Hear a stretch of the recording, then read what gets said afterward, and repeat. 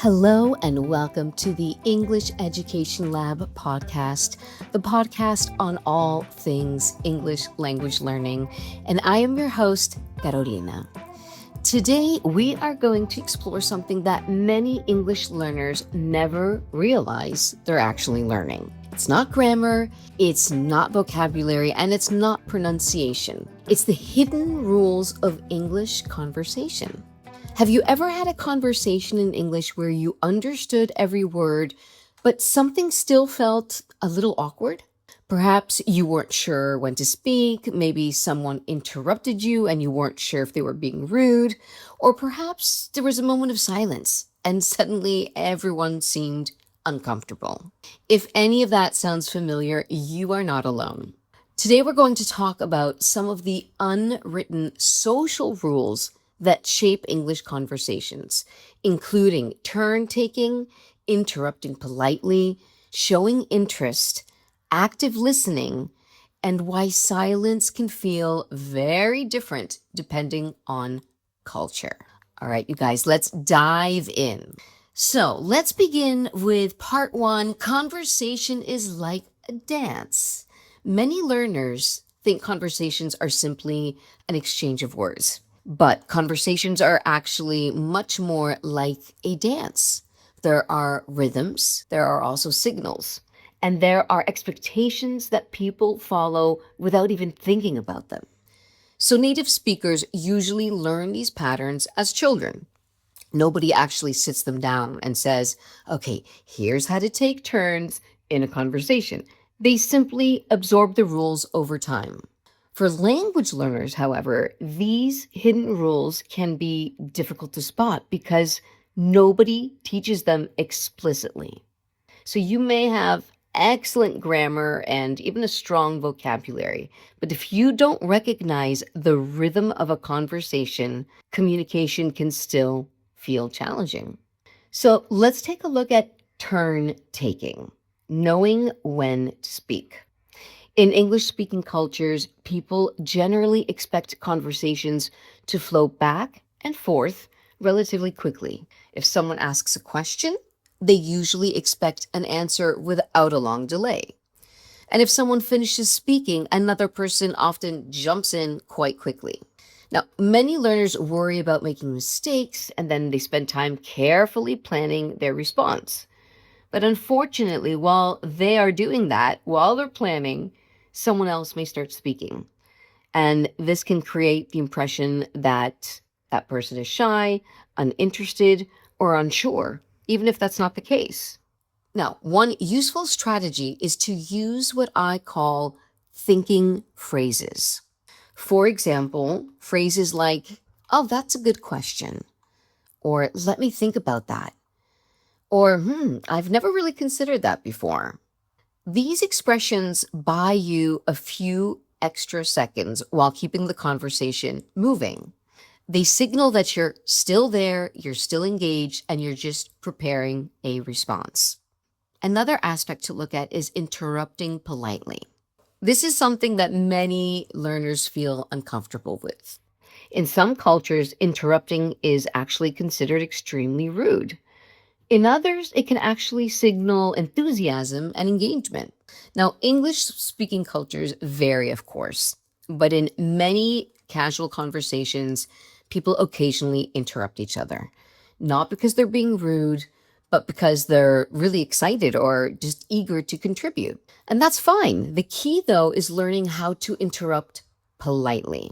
And I think a lot of students struggle with that. So here are a few very simple but very effective ways of interrupting politely.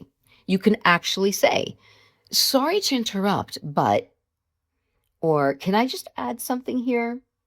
Or if I could jump in for a moment. Or even, oh, yeah, that's interesting. And it reminds me of. So these expressions basically soften the interruption and show respect for the other speaker. On the other hand, if someone interrupts you, don't automatically assume that they're being rude. Sometimes they simply want to contribute to the discussion and don't realize they've cut you off. So understanding this can definitely help prevent misunderstandings. Now, on the flip side, how do you show interest? Another hidden rule in English conversation is that listeners are expected to show interest. In some cultures, listening quietly is considered respectful.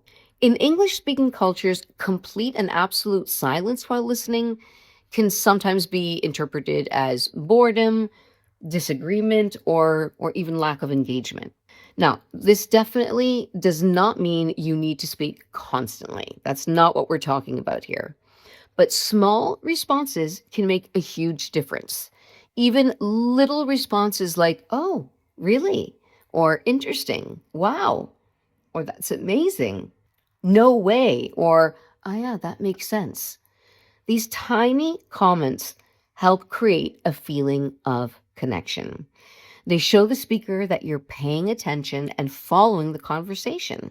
So imagine for a second that you're telling a story to someone who simply stares at you without reacting at all. It can feel pretty uncomfortable pretty quickly. So most English speakers expect some form of feedback while they're talking. Now, closely connected to showing interest is something called active listening. Active listening means giving signals that you're engaged in the conversation. So these signals can be verbal, but they can also be nonverbal. Some of those typical verbal signals include things like, uh huh, or just right, or I see, exactly, absolutely, or even got it. You don't need to use these after every single sentence, but occasional responses help the speaker know you're following along. But there's also nonverbal signals that are just as important. For example, nodding your head up and down, or smiling, or making another facial reaction that shows you're listening. Maintaining appropriate eye contact. Many learners focus so much on understanding the words that they actually forget these listening signals. And the result is that they may appear less engaged than they really are. So remember, communication is about much, much more than language. It's also about sending signals that say, I'm here, I'm listening, and I'm interested. Now, let's take a look at the mystery of silence. Different cultures view silence very differently. We know that. In some cultures, silence is perfectly comfortable. It's a sign of reflection, respect, or even careful thinking. People may pause before responding, and nobody feels awkward about it. But in many English speaking cultures, long silences can feel uncomfortable. People often feel some kind of pressure to fill the gap. Now, if nobody speaks for several seconds, someone may quickly change the subject, ask a question, or make a comment. This doesn't mean that silence is bad. It just means that people interpret it differently. So, for English learners, this can create confusion. You may be taking a moment to think carefully about your answer. Meanwhile, the other person may assume the conversation has ended. But understanding the difference can help you navigate conversations more confidently. And remember, it's perfectly acceptable to say, just give me a moment to think, or that's an interesting question, or actually, let me think about that for a second. These little phrases help bridge the silence and reassure the person that, yes, you are still engaged. Now, before we finish, I want to emphasize something important. These hidden rules are not universal. They vary between countries, regions, generations, and even individuals. What feels polite in one culture may feel unusual in another. But what matters most here is awareness. The more you understand these conversational patterns, the easier it becomes to adapt and communicate effectively. Remember that learning a language isn't only about learning words. It's about understanding how people use those words in real life situations. And that's where genuine communication begins.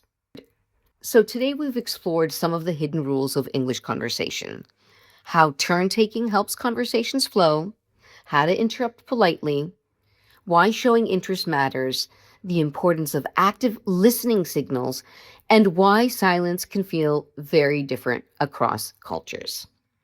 So, if you've ever felt that conversation in English seems to follow rules that nobody explained, now you know why. But the good news is that these skills can be learned. So, the more conversations you have, the more natural these patterns become. The next time you're speaking English, don't focus only on grammar and vocabulary. Pay actual attention to the rhythm. Notice the signals. Watch how people take turns, respond, and show interest. You may discover that successful communication is about much more than choosing the right words. Now, I hope that you found this episode helpful. And if you are looking for some hands on practice with all of this, I am happy to offer a free trial lesson whereby we will discuss your actual language learning goals and needs, as well as your challenges, and we will create a curriculum that is specifically made for you. In the meantime, my friends, thank you for listening to the English Education Lab podcast. If you enjoyed this episode, be sure to subscribe and share it with another English learner who might find it helpful. Until next time, keep learning, keep speaking, and keep building your confidence in English.